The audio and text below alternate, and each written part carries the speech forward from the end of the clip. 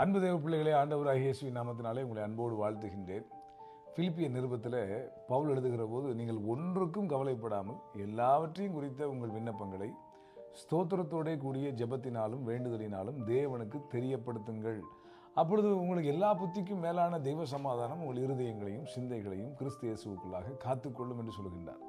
அதாவது எதுக்குமே கவலைப்படக்கூடாதான், ஆனால் எல்லாத்தையுமே கர்த்தருக்கு சொல்லணுமா. அப்படி நாம் சொல்லுகிற போது தெய்வ சமாதானம் நம்முடைய இருதயங்களை சிந்தைகளை ஆளுகை செய்யும். ஜெபத்தை குறித்து கற்றுக்கொண்டு வருகிறோம். முதலாவது பிதாவை நோக்கி நம்முடைய ஜெபம் இருக்க வேண்டும். குமாரனாகி இயேசுவின் நாமத்திலே அந்த ஜெபங்கள் ஏறெடுக்கப்பட வேண்டும். பரிசுத்த ஆவிக்குள் நாம் ஜெபிக்க வேண்டும். நான்காவது, நேற்றைய தினத்திலே கற்றுக்கொண்டோம், சந்தேகப்படாமல் விசுவாசத்தோடு கேட்க வேண்டும். சந்தேகப்படுகிறவன் தேவனிடத்தில் எதையாகிலும் பெறலாம் என்று நினையாதிருப்பானாக என்று யாக்கோபு 1ஆம் அதிகாரத்தில் எழுதப்பட்டிருக்கிறது. மாத்திரமல்ல, நம்முடைய ஜெபங்களில் நம் கர்த்தர் நமக்கு கொடுத்த வாக்குத்தத்தங்களை பற்றி பிடித்து ஜெபிக்கலாம்.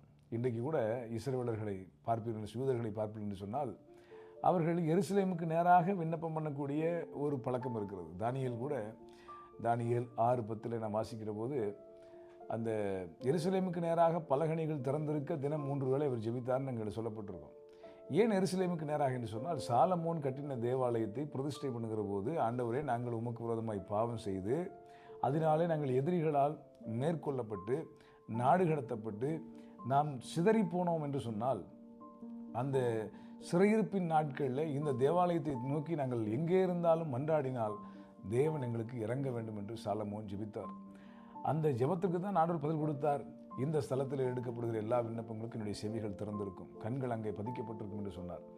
அதன் விளைவாகத்தான் இன்று அளவும் யூதர்கள் எருசலேம் தேவாலயத்தை நோக்கி அந்த டைரக்ஷனில் உட்கார்ந்து தான் ஜெபம் பண்ணுவாங்க. ஏன்னா வாக்கு தத்தத்தை கர்த்தர் கொடுத்திருக்கிறார் என்று அவர்கள் விசுவாசிக்கிறார்கள். நானும் உங்களுக்கு சொல்லுகின்றேன், உங்கள் ஜெபங்களிலே வாக்கு தத்தங்களை பற்றி பிடித்து ஜெபம் பண்ணுங்கள்.